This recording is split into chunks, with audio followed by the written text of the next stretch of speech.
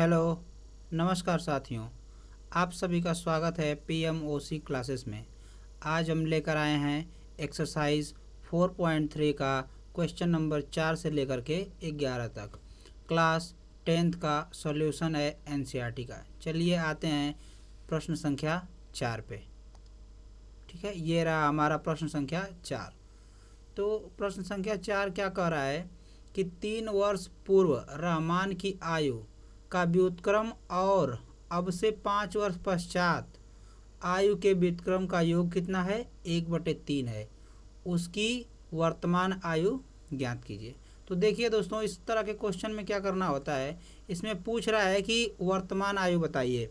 ठीक है, तो वर्तमान आयु बताने के लिए तो सबसे पहले हम लोग मानते हैं, इसका जब हम लोग हल करेंगे तो हम लोग सबसे पहले क्या लिखेंगे माना रहमान की वर्तमान आयु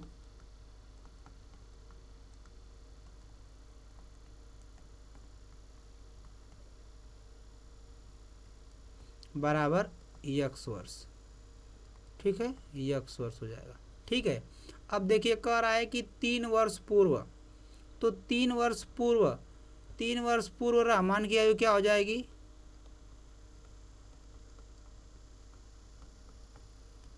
रहमान की आयु क्या हो जाएगी यक्स में से माइनस हो जाएगा 3, यानी कि यक्स -3 हो जाएगी 3 वर्ष पूर्व रहमान की आयु। ठीक है, और उसके बाद क्या कह रहा है कि 5 वर्ष पश्चात क्या हो जाएगा? 5 वर्ष पश्चात आपका हो जाएगा यक्स + 5 वर्ष। ठीक है, यक्स + 5 वर्ष। ओके, ये 5 वर्ष पश्चात है, ये क्या है? 5 वर्ष पश्चात है। ठीक, 5 वर्ष पश्चात। अब देखिए प्रश्न के अनुसार क्या कह रहा है कि 3 वर्ष पूर्व रहमान की आयु का व्युत्क्रम और अब से 5 वर्ष पश्चात आयु के व्युत्क्रम का 1/3 है। ठीक है ना, तो प्रश्न के अनुसार क्या कह रहा है, प्रश्नानुसार हम लोग लिखेंगे यहाँ पे। ठीक है, प्रश्नानुसार लिखेंगे। प्रश्नानुसार क्या कह रहा है कि जो 3 वर्ष पूर्व उसकी आयु है यक्स -3 है। ठीक है, उसके व्युत्क्रम का क्या कह रहा है? उसके व्युत्क्रम का, यानी कि 1/यक्स -3 कह रहा है कि 3 वर्ष पूर्व उसकी आयु का व्युत्क्रम यानी कि 1/यक्स -3 हो जाएगा। ठीक है, और अब से 5 वर्ष पश्चात आयु के व्युत्क्रम का योग, यानी कि योग कह रहा है, यानी कि जोड़ कह रहा है, प्लस 5 वर्ष पूर्व का आयु का 5 वर्ष पश्चात आयु का व्युत्क्रम, यानी कि यक्स + 5 हो जाएगा। और इसका योग कितना बता रहा है दोस्तों? बोल रहा है 1/3। ठीक है, ये हमारा बन गया समीकरण। इसको हमको क्या करना है? सॉल्व करना है। और जैसे ही हम इसको सॉल्व करेंगे हमें यक्स का मान मिल जाएगा या रहमान की वर्तमान आयु मिल जाएगी। ठीक है, चलिए अब इसको हम लोग क्या करते हैं? सॉल्व करते हैं। ठीक है, चलिए अब इसका सबसे पहले क्या करेंगे, हम लोग एलसीएम लेंगे। ठीक है, एलसीएम क्या हो जाएगा? एलसीएम आपका हो जाएगा यक्स -3 और इंटू यक्स + 5। ओके, और जब एलसीएम हो जाएगा तो इसके ऊपर ये हमारा हो जाएगा यक्स + 5 और प्लस का यक्स -3 बराबर 1/3। ठीक है, अब जब इस प्रकार का हो जाएगा दोस्तों तो हम लोग को क्या करना होगा? अब हमको ब्रज गुणा करना होगा। क्या करना होगा? ब्रज गुणा। ब्रज गुणा कैसे होता है? ठीक है, ब्रज गुणा होता है इस प्रकार से। अब हम लोग इसको ब्रज गुणा करेंगे। ठीक है, चलिए अब आते हैं अगले पेज पे। अगले पेज पे ब्रज गुणा करना होगा तो हम लोग सबसे पहले यहाँ पे लिख लेते हैं एक बार। ठीक है, यहाँ पे यहीं पे कर लेते हैं साइड पे। चलिए अब इसका ब्रज गुणा हम लोग करेंगे। सबसे पहले क्या हो जाएगा? ये हमारा 2x हो जाएगा और ये 5 में से 3 घट के क्या हो जाएगा? 2 हो जाएगा। तो 2x में जब 3 का मल्टीप्लाई होगा तो क्या होगा? आइए एक लाइन और लिख लेते हैं यहाँ पे। 2x + 5 में से 3 घटेगा हो जाएगा 2/यक्स -3 यक्स + 5 और ये बराबर आपका है 1/3। ठीक है, अब इसका ब्रज गुणा करते हैं, इसका इसके साथ और इसका इसके साथ। ठीक है, चलिए करते हैं। ये हो जाएगा हमारा 2x × 3 is equal to 6x plus 2 गुणे 3 हो जाएगा 6। ठीक है, अब उसके बाद देखिए अब क्या करना है हमको, अब इसका करना है तो ये हमारा ऊपर हो जाएगा एक के साथ सेम हो जाएगा, यानी कि अब इसका मल्टीप्लाई हम लोग कर देंगे तो एक्स स्क्वायर प्लस का 5x माइनस का 3x, ठीक है, और माइनस का 15। यहाँ तक सबको क्लियर है? ठीक है, चलिए आगे देखते हैं। ये एक्स स्क्वायर हो गया और इन सभी को एक साइड ले जाएंगे तो क्या हो जाएगा, प्लस का 5 में से 3 गया 2x हो जाएगा और माइनस का 15, और ये जब उधर जाएगा तो क्या होगा, माइनस का 6x और माइनस का 6 हो जाएगा, बराबर क्या हो जाएगा हमारा 0 हो जाएगा। ठीक, तो ये हमारा हो जाएगा एक्स स्क्वायर प्लस का 2x माइनस का 6x, ये हो जाएगा माइनस का 4x। ठीक है, और ये हमारा माइनस का 15 और माइनस का 6 हो जाएगा माइनस का क्या हो जाएगा, माइनस का 21 हो जाएगा। ठीक है, और ये बराबर 0 हो गया। अब देखिए ये जो हमको मिल गया ये क्या हो गया, ये हो गया हमारा द्विघात समीकरण। ठीक है, ये हमारा क्या हो गया, द्विघात समीकरण बन गया। ठीक, अब इसको हमको सॉल्व करके हमको x का मान फाउंड करना है, प्राप्त करना है। ठीक है ना, चलिए अब हम लोग इसका पहले गुणनखंड करते हैं। गुणनखंड कैसे करेंगे, 7 त्रिके 21 और 7 में से 3 घटेगा तो 4 आ जाएगा। चलिए लिखते हैं, x square minus 7x plus का 3x और माइनस का 21 बराबर 0। ठीक है, अब यहाँ से x कॉमन हो जाएगा तो ये हमारा हो जाएगा x माइनस 7 प्लस 3 और x माइनस 7 इक्व टू 0। यहाँ से हमको मिल जाएगा x माइनस 7 एक कोष्टक में और एक कोष्टक में x प्लस 3 बराबर 0। अब देखिए यहाँ से हमको क्या मिल जाएगा, अब यहाँ से हमको मिल जाएगा, देखिए यहाँ से हमको क्या मिल जाएगा, यहाँ से हमको मिल जाएगा क्या था हमारा x माइनस 7 और x प्लस 3। तो x माइनस 7 को एक बार 0 करेंगे तो x का मान हमको यहाँ से क्या मिल जाएगा, मिल जाएगा 7, और इसको जो x प्लस 3 को एक बार 0 कर देंगे तो हमको क्या मिल जाएगा, x का मान माइनस 3, क्या मिल जाएगा, माइनस का 3। अब चूंकि यह माइनस आ गया है तो जो एज होती है, जो आयु होती है वो निगेटिव में नहीं होती है, इसलिए इसको कंसीडर नहीं करेंगे। ठीक है, हमारा आंसर क्या आ जाएगा, x का मान 7 हो जाएगा। तो हम लोग लिखेंगे कि रहमान की जो वर्तमान आयु है, रहमान की वर्तमान आयु हमारी जो है क्या कितने वर्ष आ गई है, वर्तमान आयु हमारी आ गई है 7 वर्ष, x वर्ष यानी कि 7 वर्ष। ठीक है, यही हमारा क्या हो जाएगा, आंसर हो जाएगा। ठीक है, तो आशा करता हूँ कि यहाँ तक सबको समझ में आया होगा। ठीक है, चलिए हम लोग बढ़ते हैं अगले क्वेश्चन पे। ये रहा हमारा अगला क्वेश्चन।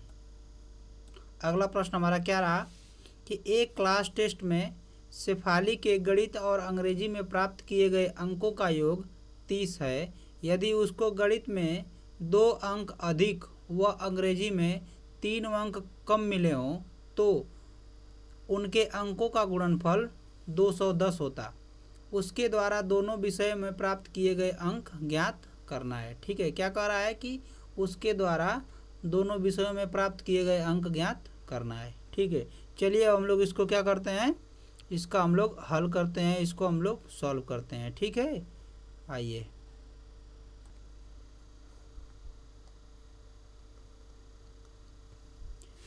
तो कह रहा है कि सबसे पहले हम लोग मानेंगे, माना शेफाली को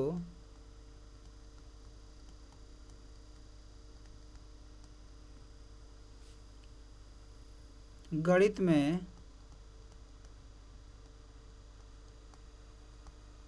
कितने अंक मिले, x अंक मिले।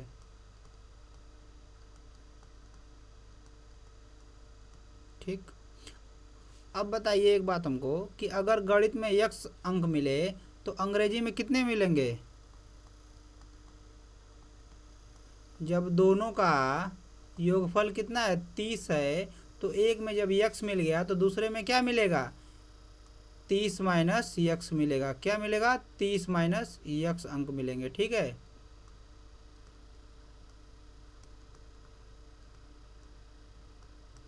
ठीक, अब उसके बाद कह रहा है कि यदि जो है उसको गणित में 2 अंक कम मिले होते, वह अंग्रेजी में 3 अंक उसको गणित में 2 अंक अधिक व अंग्रेजी में 3 अंक कम मिले होते तो उनके अंकों का गुणनफल क्या होता, 210 होता। तो कितना कर रहा है कि गणित में 2 अंक अधिक। प्रश्न के अनुसार हम लोग अब लिखेंगे, प्रश्न के अनुसार कि प्रश्न क्या कह रहा है। प्रश्न कह रहा है कि अगर गणित में 2 अंक अधिक मिले होते, पहले x अंक था, अब उसमें 2 अधिक मिल गया, यानी कि x+2 हो गया। ठीक, क्या हो गया, x+2 हो गया। और कह रहा है कि वह अंग्रेजी में 3 अंक कम मिले होते तो उनके अंकों का गुणनफल क्या होता, 210 होता। तो कह रहा है कि गुणनफल बात कर रहा है, फिर कह रहा है अंग्रेजी में अंकों की 3 अंक कम, पहले थे हमारे कितने 30 माइनस x, और इसमें से 3 अंक कम हो गए, यानी कि -3 हो गए होते, तो इनका गुणनफल क्या हो गया होता, 210 हो गया होता। ठीक है, ये हमारा बन गया समीकरण प्रश्न के अनुसार। अब हम लोग इसको सॉल्व करेंगे और x का मान ज्ञात करेंगे। चलिए ठीक है, इसको हम लोग सॉल्व करते हैं। क्या होगा, x+2 गुणे 30 में से 3 घटेगा तो ये हमारा हो जाएगा 27 माइनस x बराबर 210। अब इसमें इसको गुणा करेंगे तो ये हमारा पहले हो जाएगा 27x माइनस का x² प्लस का 27 दूना के 54 और माइनस का 2x बराबर 210। अब सभी को देखिए, यहाँ पे -x² है ना, तो इसको हम लोग को प्लस करना है, तो हम लोग इसमें क्या करेंगे, माइनस का मल्टीप्लाई कर देंगे दोनों पक्षों में। ठीक है, तो क्या हो जाएगा, ये हमारा हो जाएगा x² और 27x में से 2x घटेगा तो कितना हो जाएगा, 25x माइनस का 25x हमारा हो जाएगा। ठीक है, और ये माइनस का हमारा क्या हो जाएगा, 44 हो जाएगा, और इसको जब इधर ला देंगे तो ये हमारा प्लस का क्या हो जाएगा, 210 हो जाएगा बराबर 0। अब ये हमारा हो गया x² माइनस 25x और प्लस हमारा ये क्या हो गया, कितना हो जाएगा,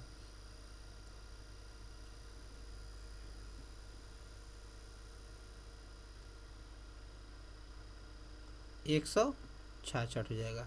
क्या हो जाएगा, 166, और ये बराबर क्या हो जाएगा, 0 हो जाएगा।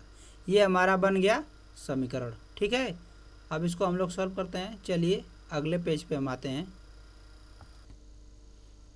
हो जाएगा हमारा प्लस का 156। ठीक है, चलिए अब इस समीकरण को हम लोग लिखते हैं दूसरे पेज पे। तो हमारा क्या था समीकरण, x² माइनस का 25x और प्लस का 156 बराबर 0। ठीक है ना, अब इसको हमको सॉल्व करना है। ठीक है, तो देखिए अब इसको हमको सॉल्व करने के लिए क्या बताए थे, सबसे पहले इसका हम लोग क्या करेंगे, गुणनखंड करेंगे। ठीक है, तो गुणनखंड कैसे करते हैं, 156 का हम गुणनखंड करेंगे। किसका करेंगे, 156 का। ठीक है, ये कटेगा 2 7 8 2 3 8 सॉरी 2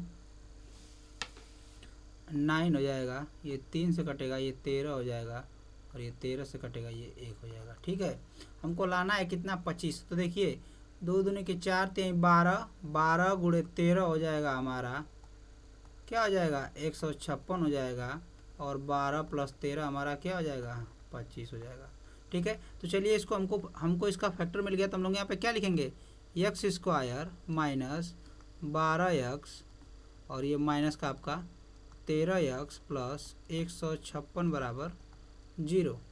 ठीक है, चलिए अब चूंकि यहाँ पे दोनों माइनस क्यों हो गया है, क्योंकि हमको -25 लाना है, जब दोनों माइनस करेंगे तभी -25 मिलेगा। ठीक है, अब यहाँ से x कॉमन ले लेंगे तो मिलेगा हमको x - 12 माइनस यहाँ से 13 कॉमन मिलेगा तो x - 12 मिलेगा बराबर 0। यहाँ से देखिए x का मान क्या आ गया, x का मान हमारा आ गया, कितना आ गया, x का मान हमारा आ गया 12, और सॉरी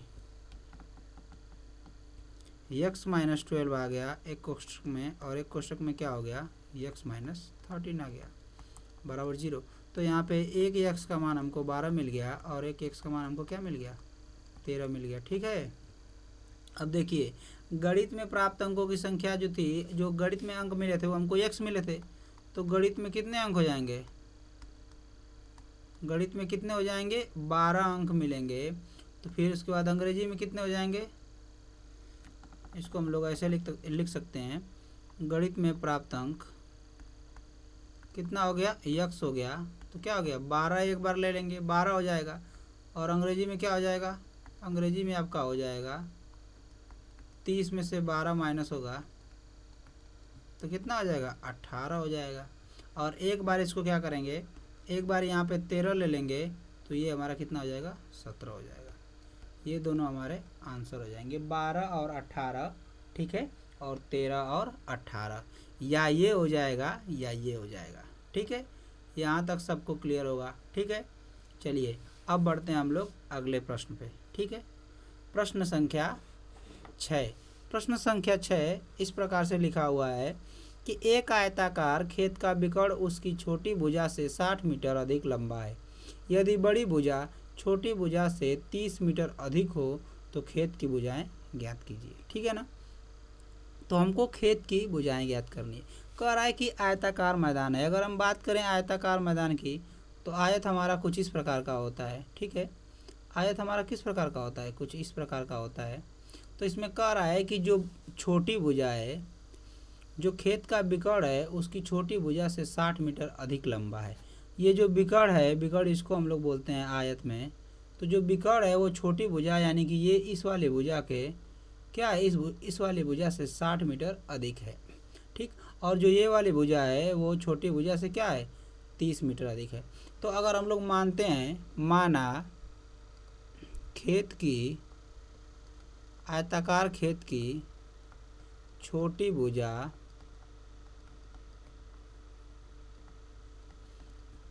बराबर x मीटर, कितना है, x मीटर, ठीक है। तो जब x मीटर हो गया, ठीक है, तो हम लोग फिर क्या करेंगे, x मीटर हो गया तो हम लोग अब मानते हैं बड़ी भुजा। तो फिर इसके बाद बड़ी भुजा कितनी हो जाएगी, बड़ी भुजा आपकी छोटी भुजा से 30 मीटर अधिक है, यानी कि क्या हो जाएगी, x प्लस 30 मीटर हो जाएगी, ठीक है। यहाँ तक सबको क्लियर है ना।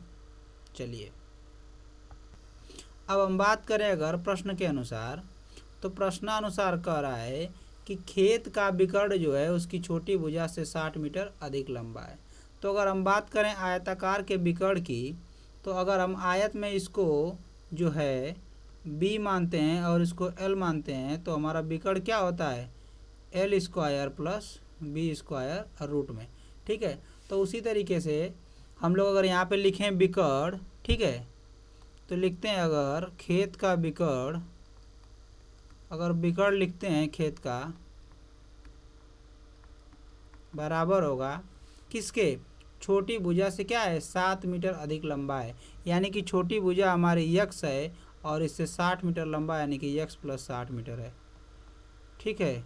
अब यहाँ से अगर हम लिखें इसका विकर्ण, तो विकर्ण क्या होता है, रूट में छोटी भुजा का स्क्वायर प्लस बड़ी भुजा का स्क्वायर बराबर हमारा हो जाएगा x प्लस 60, ठीक है। यहाँ तो सबको क्लियर है। अब देखिए चूँकि ये आ गया कड़ी में, तो हम लोग उसको क्या करते हैं, हम लोग यहाँ पर लिखेंगे दोनों पक्षों का वर्ग करने पर,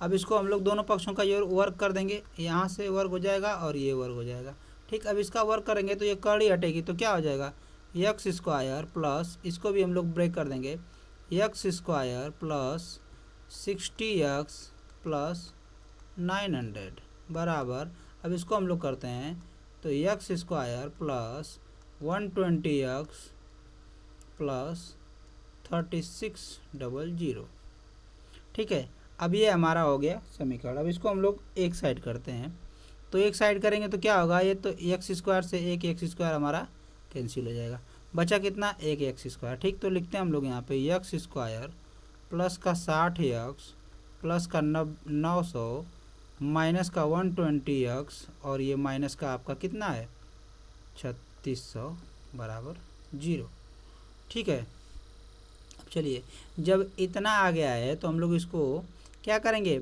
माइनस करके जब लिखेंगे तो माइनस हमारा क्या हो जाएगा, x स्क्वायर माइनस, ठीक है, x square minus 120x plus 60x plus 900 minus 3600 कितना है 3600 बराबर 0।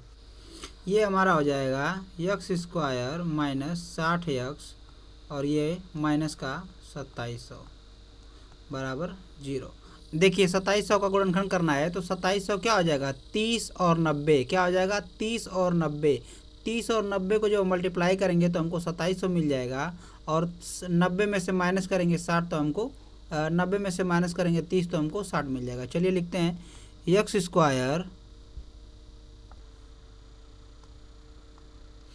एक्स स्क्वायर माइनस का 90x और प्लस का कितना हो जाएगा 30x, तभी हमको माइनस का 60 मिलेगा और माइनस का 27000।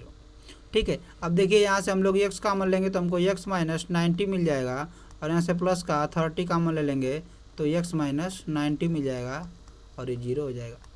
x माइनस 90 और एक कोष्टक में x प्लस 30 बराबर 0। देखिए एक बार हम लोग x को इसको 0 करेंगे तो हमको यहाँ से x का 90 मिल जाएगा मान और x का मान क्या मिल जाएगा माइनस का 30 मिल जाएगा यहाँ से।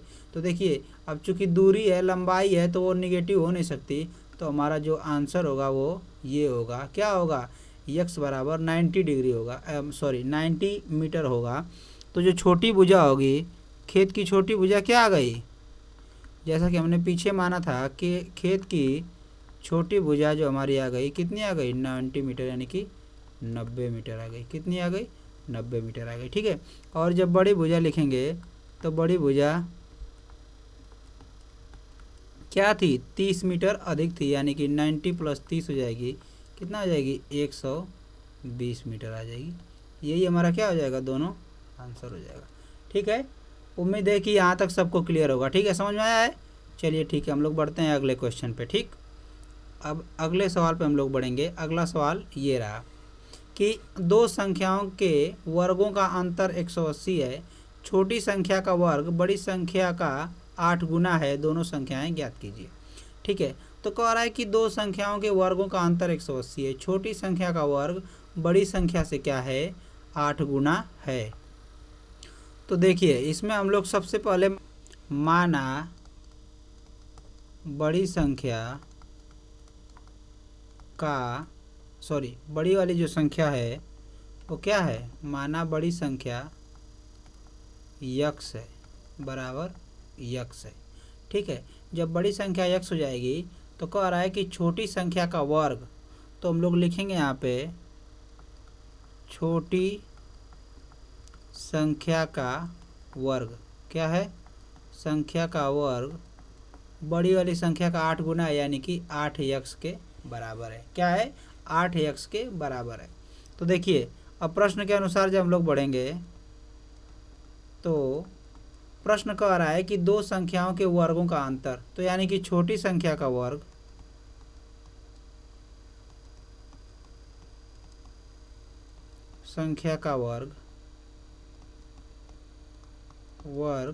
हम लोग माइनस करेंगे बड़ी संख्या के वर्ग में से,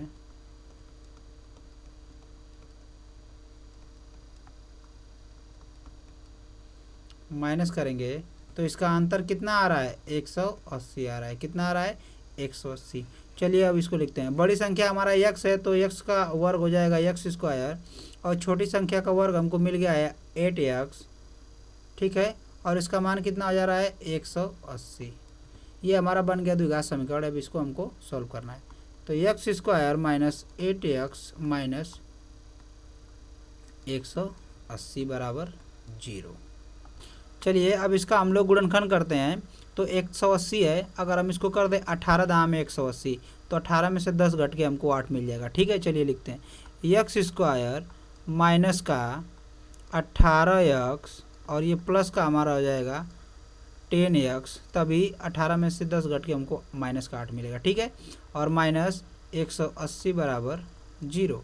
देखिए यहाँ से x कॉमन हो जाएगा तो x माइनस 18 और यहाँ से प्लस का 10 कॉमन हो जाएगा तो x माइनस 18 बराबर 0।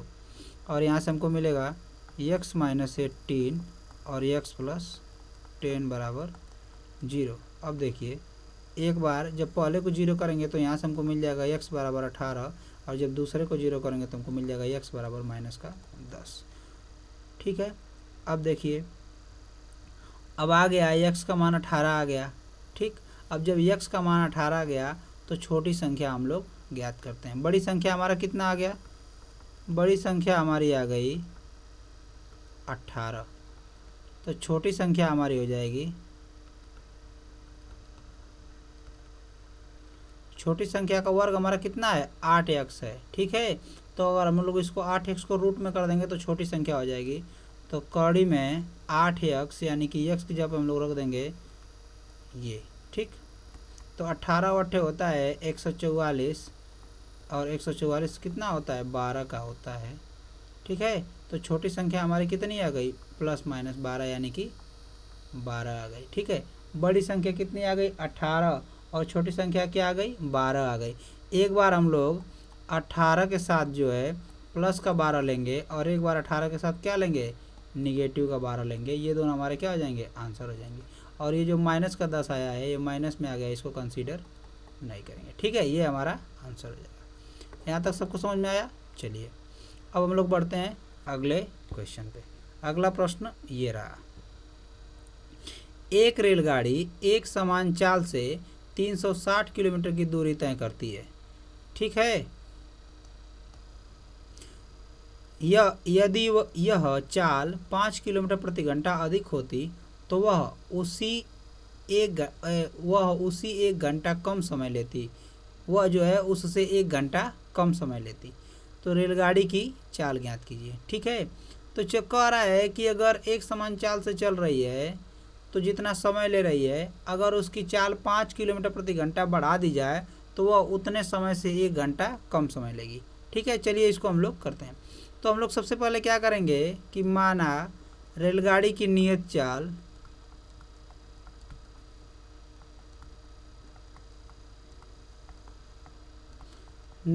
या समान चाल x किलोमीटर प्रति आवर है। ठीक है, यहाँ से हो गया x किलोमीटर प्रति आवर, और दूरी हमको पता है, तय की गई दूरी, रेलगाड़ी द्वारा तय की गई दूरी यहाँ पे हमको पता है कितना है?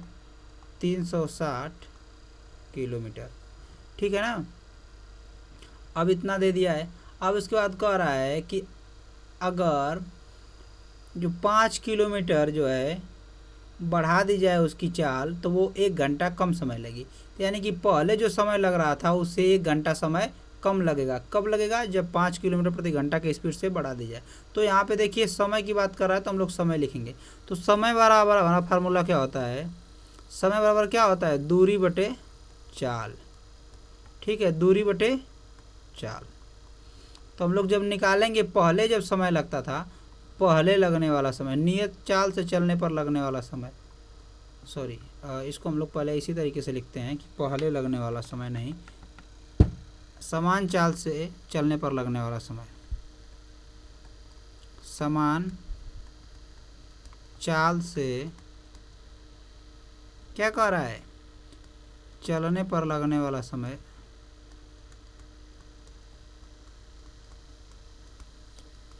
वाला समय 1 घंटा क्या होगा? कम हो जाएगा। समय 1 घंटा कम हो जाएगा यदि चाल क्या कर दी जाए? 5 किलोमीटर प्रति आवर से बढ़ा दी जाए। ठीक है ना, तो इसको हम लोग जब लिखेंगे तो हमारा क्या होगा? दूरी तो सेम है, तो 360 बटे x करेंगे। ठीक है, 360 बटे x करेंगे। ये हमारा पहले समय लग रहा था, अब इससे 1 घंटा कम हो जाएगा। 1 घंटा क्या हो जाएगा? कम हो जाएगा, जो बाद में समय लगेगा। तो बाद में समय कितना हो गया? दूरी सेम है, और जो हमारी चाल है वो पहले x थी, बाद में 5 बढ़ा दी गई। ठीक है, तो ये हमारा हो जाएगा समीकरण। इसको सॉल्व करके हम मान निकालेंगे। ठीक है, चलिए इसको सॉल्व करते हैं। तो सॉल्व करने के लिए क्या करेंगे? सबसे पहले तो ये 360 माइनस x बटे x बराबर 360 बटे x प्लस 5 है। ठीक, अब इसका हम लोग तिर्यक गुणा करेंगे, इसका इसके साथ और इसका इसके साथ। चलिए करते हैं तिर्यक गुणा। ठीक, नए पेज पे आते हैं। 360 माइनस यक्स अपान यक्स बराबर 360 अपान यक्स प्लस 5। तिर्यक गुणा करते हैं तो 360 माइनस यक्स मल्टीप्लाई होगा यक्स प्लस 5 से, और ये हमारा हो जाएगा 360 यक्स। अब इसका गुणा करेंगे तो ये हमारा हो जाएगा 360 यक्स प्लस का 360 गुणे 5 और माइनस का यक्स स्क्वायर माइनस का 5x बराबर 360 यक्स। यहाँ पे भी 360 यक्स, यहाँ पे भी 360 यक्स, यहाँ भी प्लस है, यहाँ भी प्लस है, दोनों बराबर के इधर उधर है, तो यानी कि ये कट जाएगा। ठीक है, बचा कितना, अब इसको सबको उधर लेके चले जाएंगे एक साइड, तो यक्स स्क्वायर प्लस का 5x और बचा कितना 1800। ठीक है, कितना बचा 1800, सॉरी ये हमारा जो है आपका ये हो जाएगा माइनस का 1800 बराबर 0। अब इसको हम सॉल्व कर देंगे तो हमको क्या मिल जाएगा, आंसर मिल जाएगा। ठीक है, अब देखिए, अब इसको हमको सॉल्व करना है। यहाँ से 1800 का हमको मिल जाएगा x square, sorry x square नहीं, 1800 का जो हम लोग गुणनखंड करेंगे, 1800 गुणनखंड करेंगे तो क्या होगा, इसको हम लोग कर सकते हैं 40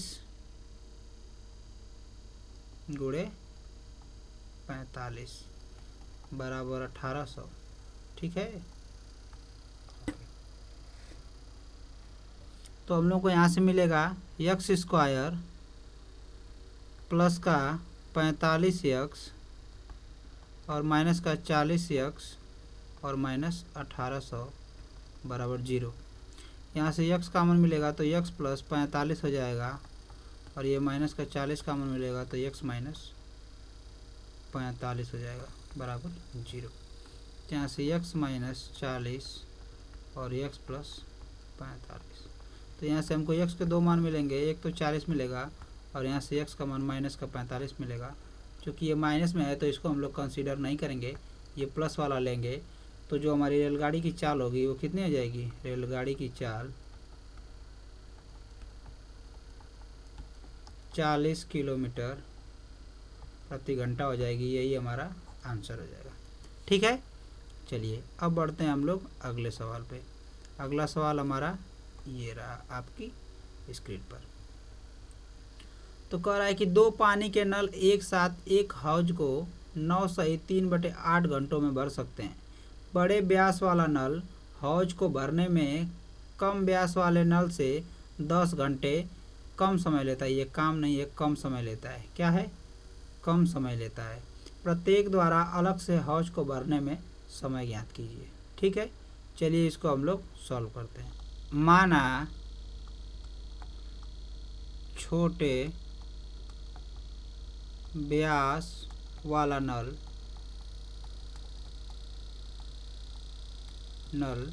हौज को भरने में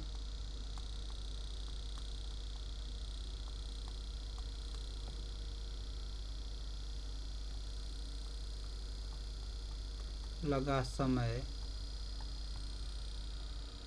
नल द्वारा लिख लेंगे यहाँ पे, कितना हो गया, यक्स मान लें। कितना मान लिया, यक्स घंटा। कितना मान लिया, यक्स घंटा। तो इसलिए जो है बड़े व्यास वाले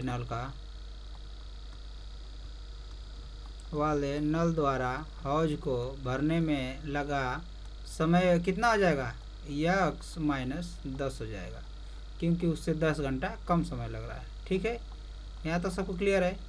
अब देखिए यहाँ तक क्लियर हो गया। तो अब एक बात बताइए कि अगर जो छोटे व्यास वाला नल है, अगर वो पूरी टंकी को या पूरे हौज को जो है x घंटे में फिल करता है, भरता है, तो 1 घंटे में कितना फिल करेगा, 1/x करेगा। ठीक है, चलिए तो इसको हम लोग लिखते हैं। इसलिए छोटे नल द्वारा इसलिए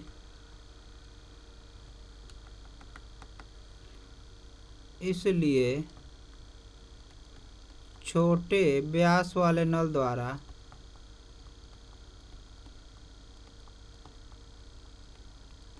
एक घंटे में भरा गया हौज।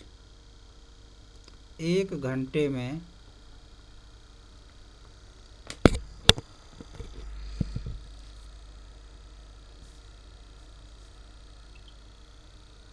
भरा गया हौज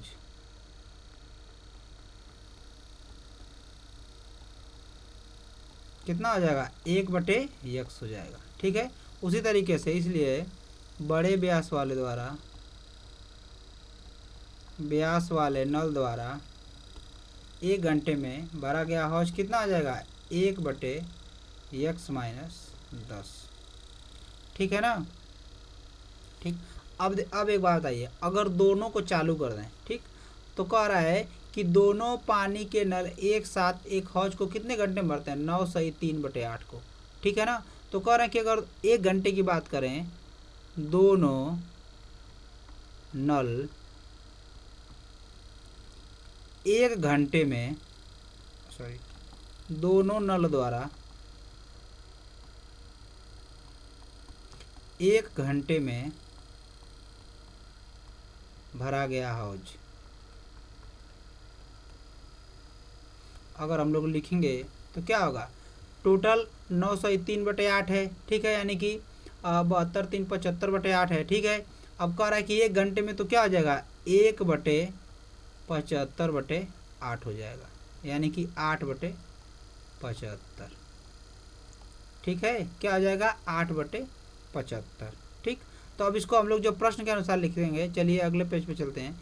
इसको जब हम लिखेंगे प्रश्न के अनुसार तो क्या लिखेंगे, पहला जो है छोटे व्यास वाला नल है वो कितना भरता है एक घंटे में, 1/s। दोनों को चालू करेंगे तो प्लस हो जाएगा। बड़ा वाला कितना भरता है, x - 10। और टोटल मिला के कितना टाइम लगता है, मतलब दोनों एक साथ कितने में भरते हैं, यानी कि 1/75/8 यानी कि 8/75। ठीक, अब ये हमको बन गया हमारा समीकरण। इसको हम सॉल्व करेंगे तो यहाँ से हमको x का मान मिल जाएगा। चलिए इसको हम लोग क्या करते हैं, सॉल्व करते हैं। ठीक है ना। तो ये हमारा हो जाएगा x - 10 प्लस x × x - 10 बराबर 8/75। ठीक, अब इसको हम लोग सॉल्व करेंगे तो क्या हो जाएगा कि ये हो जाएगा 2x - 10 × 75 बराबर x² - 10x × 8। तो ये हमारा हो जाएगा 75 × 150, क्या हो जाएगा, 150x - 750 बराबर 8x² - 80x। अब इसको सब एक साइड लाते हैं तो 8x² - 80x और ये माइनस हो जाएगा 150x और ये प्लस का हो जाएगा 750 बराबर 0। ठीक है, क्या हो जाएगा, 750। ओके, तो अब हम लोग क्या करेंगे, तो ये हो जाएगा 8x² - 230x प्लस 750 बराबर 0। ठीक है, चलिए अब इसको हम लोग क्या करेंगे, सॉल्व करेंगे। चलते हम लोग अगले पेज पे लिखेंगे 8x² माइनस 230x और माइनस का 750 बराबर 0। इसका गुणनखंड करना है। ठीक, तो सबसे पहले यहाँ पे 8 आ गया है तो मैं तो इसको 8 का मल्टीप्लाई करेंगे इसमें 75 के 750 के साथ, तो क्या हो जाएगा, गुणे 8 8 0 8 5 40। ठीक, उसके बाद क्या होगा, और ये जगह 8 7 56 4 60, 6000 आ गया। तो अगर 6000 को हमको करता है 230 में, तो हम लोग इसको कर देंगे 200 × 30 कर देंगे तो हमको 6000 मिल जाएगा। ठीक, चलिए यहाँ पे लिखते हैं 8x² माइनस का 200 और ये क्या हो जाएगा,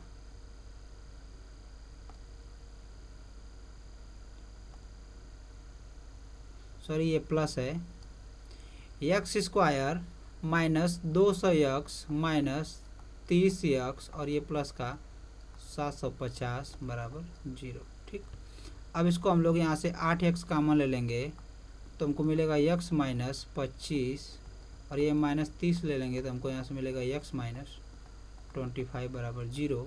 तो यहाँ से x माइनस 25 और ये 8x माइनस 30 बराबर 0। तो यहाँ से x का मान मिल जाएगा 25 और यहाँ से x का मान मिल जाएगा माइनस 30/8। ओके, तो हमको क्या मिल गया, x के मिल गए 2 मान। कितने मान मिल गए, 2 मान। तो कह रहा है कि कितने घंटे में भरेगा। ठीक, चलिए ये माइनस को ये भी हमको प्लस का मिलेगा, सॉरी ये भी प्लस का मिलेगा।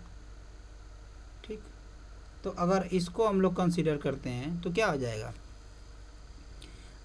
छोटे वाला जो नल है वो 25 घंटे में भरेगा। कितने घंटे में, 25 घंटे में।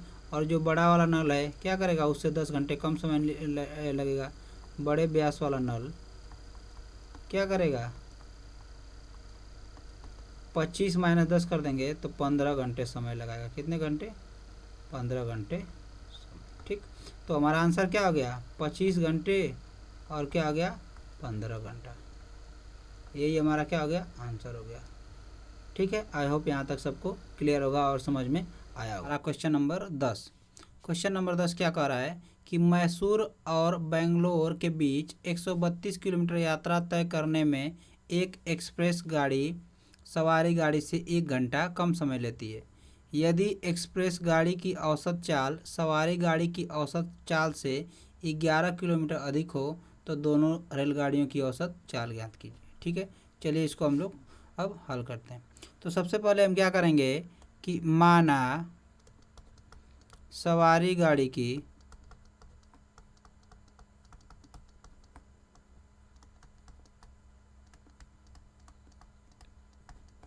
औसत चाल कितना है, x किलोमीटर प्रति घंटा है।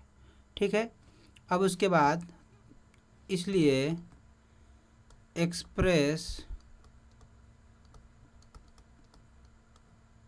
गाड़ी की औसत चाल कितनी हो जाएगी, 11 किलोमीटर अधिक है ना, यानी कि x प्लस 11 किलोमीटर प्रति घंटा हो जाएगी। ठीक है, अब देखिए, अब ये बात कर रहा है कि समय से, समय की बात कर रहा है ना, कि जो सवारी गाड़ी है उसमें जितना समय लगता है उससे एक्सप्रेस गाड़ी 1 घंटा कम समय लेती है। ठीक है ना, तो हम लोग अब समय निकालेंगे। तो समय का फार्मूला हमारा क्या होता है, समय बराबर दूरी बटे चाल होता है ना। और यहाँ पे दूरी हमको गिवन है, दूरी हमको क्या गिवन है, दूरी हमको गिवन है 132 किलोमीटर। ठीक है, तो हम लोग लिखते हैं यहाँ पे प्रश्न के अनुसार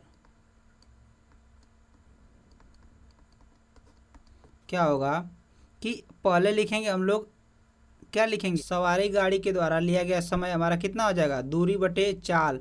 दूरी है 132 किलोमीटर और चाल हमारी कितनी है, x किलोमीटर। तो ये क्या हो गया, ये हो गया हमारा सवारी गाड़ी के द्वारा लिया गया समय। ठीक, तो कह रहा है कि जब एक्सप्रेस गाड़ी का लिखेंगे तो इससे 1 घंटा कम लगेगा, यानी कि माइनस होगा 1 घंटा। कितना माइनस होगा, 1 घंटा। अब किसके समय के बराबर हो जाएगा, एक्सप्रेस के द्वारा लिया गया समय। कितना हो जाएगा, दूरी हो जाएगी 132 और एक्सप्रेस गाड़ी की चाल कितनी है, x प्लस 11। ये बन गया हमारा समीकरण। इसको हम सॉल्व करेंगे तो यहाँ से हमको x का मान मिलेगा और चाल मिलेगी। ठीक है, चलिए इसको सॉल्व करते हैं। सॉल्व करने के लिए क्या करेंगे, सबसे पहले हम इसका एलसीएम लेंगे तो ये हमारा हो जाएगा 132 माइनस x अपान x बराबर 132 अपान x प्लस 11। ठीक है, अब उसके बाद हम लोग यहाँ पे लिखते हैं। चलिए यहाँ पे क्या होगा, अब यहाँ पे क्या होगा कि 132 minus x multiply by x plus 11 okay बराबर 132 गुणे x यानी कि 132x। क्या हो जाएगा, 132x। ठीक, अब इसका जब मल्टीप्लाई होगा तो हो जाएगा यह 132x माइनस x स्क्वायर, ठीक, प्लस 132 गुणे 11 माइनस 11x बराबर 132 का x। ठीक, अब देखिए इसको हम लोग 132 का x 132 के x से कट जाएगा ना, कट जाएगा। ठीक, तो हमारा ये क्या हो जाएगा, अब इसमें माइनस का मल्टीप्लाई कर देंगे तो ये हो जाएगा यक्स स्क्वायर, ये हमारा हो जाएगा, सबसे पहले इसको लिख लेंगे, प्लस 11 और ये हमारा हो जाएगा माइनस का 1452 हो जाएगा, 1452 बटे बराबर 0। अब इसको हमको सॉल्व करना है। अब देखिए 1452 का जब हम लोग क्या करेंगे, गुणनखंड करेंगे। अब इसको हम लोग यहाँ पे थोड़ा लिख लेते हैं, यक्स स्क्वायर प्लस 11 माइनस का 1452, सॉरी ये थोड़ा सा सही है। अब ये बराबर 0। अब लोग क्या करेंगे, 1452 का जब हम लोग क्या करेंगे, अब इसका गुणनखंड करते हैं तो कैसे गुणनखंड होता है, ठीक, 2 से कटेगा 726, फिर 2 से कटेगा तो ये हमारा हो जाएगा 363, फिर इसके बाद 3 से कटेगा 121, फिर 11 से कटेगा 11 11 1, ठीक। अब इसको देखिए हमको कैसे करना है, 11 लाना है तो 2 दूनी के 4, 11 चौको 44, 44 में से 11 33 घट जाएगा, यानी कि 44 गुणे 33 आपका हो जाएगा 1452 हो जाएगा। और 44 में से जब 33 माइनस करेंगे तो हमको मिल जाएगा 11, ठीक है। चलिए अब इसको हम लोग यहाँ पे रखते हैं, ठीक। तो यह यक्स स्क्वायर प्लस का 44 माइनस का 33 और माइनस का 1452 बराबर 0, ठीक। यक्स कामन मिलेगा, यक्स प्लस 44 माइनस का 33 कामन मिलेगा, सॉरी माइनस का 33 कामन मिलेगा तो यक्स माइनस 44 बराबर 0। तो यहाँ से हमको यक्स प्लस 44 हो जाएगा और हमको मिल जाएगा यक्स का माइनस का 33 बराबर 0। यहाँ से हमको मिलेगा यक्स का माइनस 44 और यहाँ से हमको मिलेगा यक्स का 33। अब देखिए ये माइनस का है इसलिए कंसीडर नहीं होगा, और ये हमारा प्लस का है तो इसी को लिया जाएगा। तो सवारी गाड़ी की चाल हमारी कितनी आ गई, सवारी गाड़ी की चाल हमारी आ गई कितनी, 33 किलोमीटर प्रति आवर, ठीक। और उसके बाद एक्सप्रेस गाड़ी की जब निकालेंगे तो क्या हो जाएगा, एक्सप्रेस गाड़ी की चाल निकालेंगे, क्या निकालेंगे, एक्सप्रेस गाड़ी की चाल तो हमारी आ जाएगी, इसमें 11 प्लस हो जाएगा तो हो जाएगा 44 किलोमीटर प्रति आवर। ये दोनों हमारे क्या हो जाएंगे, आंसर हो जाएंगे, ठीक। यहाँ तक सबको क्लियर है। चलिए अब बढ़ते हैं अगले सवाल पे। अगला प्रश्न हमारा रहा ये, 2 वर्गों के क्षेत्रफल का योग 468 वर्ग मीटर है, यदि उनके परिमापों का अंतर 24 मीटर हो तो दोनों वर्गों की भुजाएं ज्ञात कीजिए, ठीक है। देखिए इसमें सबसे पहले हम लोग दोनों को अलग अलग मान लेंगे, ठीक है, कि माना एक वर्ग की भुजा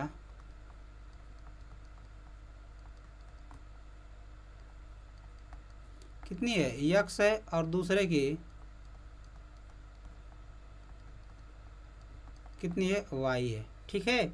अब इसको जब हम यक्स और वाई दो चर के रूप में मान लिए हैं तो सबसे पहले हम क्या करेंगे, यहाँ पे देखिए पहले क्या दिया है कि परिमापों का अंतर, यानी कि 4x परिमाप हो जाएगा पहले के, और माइनस हो जाएगा 4y हो जाएगा दूसरे का परिमाप। अब दोनों का अंतर कितना है, 24 है, ठीक है ना, दोनों क्या है, 24 है, ठीक है। अब देखिए अब इसके बाद फिर 4 से यहाँ डिवाइड कर देंगे तो x माइनस वाई बराबर हमको क्या मिल जाएगा, 6 मिल जाएगा। और यहाँ से x का मान निकाल देंगे तो क्या मिल जाएगा, y 6 प्लस वाई या y प्लस 6 मिल जाएगा, क्या मिल जाएगा, y प्लस 6 मिल जाएगा, ठीक। चलिए अब उसके बाद अब इसको लिखते हैं, दूसरी जो शर्त थी, दूसरी शर्त क्या है कि दोनों वर्गों का क्षेत्रफल, ठीक है। यहाँ पे दूसरी शर्त लिखेंगे, दूसरी शर्त के अनुसार, ठीक है, दूसरी शर्तानुसार, और यहाँ पे ये पहली शर्तानुसार था, ठीक। अब दूसरी शर्त के अनुसार लिखेंगे हम लोग, तो यक्स का स्क्वायर प्लस वाई का स्क्वायर कितना दिया है, 468 दिया है ना, 468 दिया है, ठीक। अब इसके बाद हमको क्या करना है, देखिए यहाँ पे हम लोग यक्स की जगह पर रिप्लेस कर सकते हैं किससे, y प्लस 6 से। तो हम लोग यहाँ पे y प्लस 6 रख सकते हैं, इसका स्क्वायर हो जाएगा प्लस ये y का स्क्वायर है ऑलरेडी, और ये 468 हो जाएगा। अब इसको हम लोग सॉल्व करेंगे तो ये हो जाएगा y स्क्वायर प्लस 36, ठीक है, प्लस 12y हो जाएगा, और ये प्लस का y स्क्वायर हो जाएगा, और ये माइनस का 468 हो जाएगा बराबर 0 हो जाएगा, ठीक। अब देखिए y क्या हो जाएगा, 2y स्क्वायर हो जाएगा, और ये प्लस का 12y हो जाएगा, और ये जब इसमें से घटेगा तो क्या हो जाएगा, माइनस का 4 3 2 हो जाएगा बराबर 0 हो जाएगा। तो ये हमको मिल गया 2y² प्लस 12y माइनस 32। अब देखिए इसमें 2 से अगर डिवाइड करते हैं तो ये हमको मिलेगा y² प्लस का 6y और माइनस का 216, कितना मिल जाएगा 216 बराबर 0। ठीक, अब जब 216 का गुणनखंड करेंगे तो 216 का गुणनखंड हमको मिल जाएगा, क्या मिल जाएगा, 18 और 12 मिल जाएगा। क्या मिल जाएगा, 18 और 12। तो हम लोग यहाँ पे क्या लिखेंगे, y² प्लस का 18y और माइनस का 12y और माइनस का 216 बराबर 0। ठीक, अब यहाँ से हम लोग क्या करेंगे कॉमन लेंगे, तो यहाँ से मिलेगा y, तो y प्लस 18 मिलेगा और हमको यहाँ से मिलेगा माइनस 12 और y प्लस 18 मिलेगा बराबर 0। तो यहाँ से मिलेगा y प्लस 18 और एक कोष्टक में क्या मिलेगा, y माइनस 12। ठीक, अब हम लोग चलते हैं नेक्स्ट पेज पे। तो यहाँ से हमको एक y का मान मिल जाएगा माइनस का 18 और y का मान क्या मिल जाएगा, 12 मिल जाएगा। देखिए माइनस का 18 हम लोग कंसीडर नहीं करेंगे क्योंकि जो भुजा जो लंबाई होगी वो कभी निगेटिव नहीं होगी, तो हम क्या कंसीडर करेंगे, ये करेंगे 12 को। ठीक है, तो एक वर्ग की भुजा हमको 12 मिल गई, तो जब दूसरे वर्ग की भुजा निकालेंगे, दूसरे वर्ग की भुजा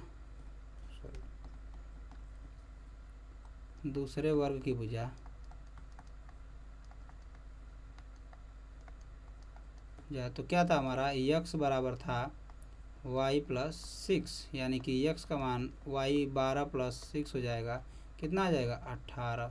तो हमारा आंसर एक हो गया 12 और एक हो गया क्या 18, ये दोनों हो गए हमारे आंसर। चलिए ये हमारा प्रश्नावली 4.3 का यहाँ पे समापन हो गया है। आशा करता हूँ, उम्मीद करता हूँ कि आप सभी को वीडियो पसंद आई होगी और हमारे चैनल को आप सब्सक्राइब करेंगे और इस वीडियो को लाइक और शेयर करेंगे। धन्यवाद।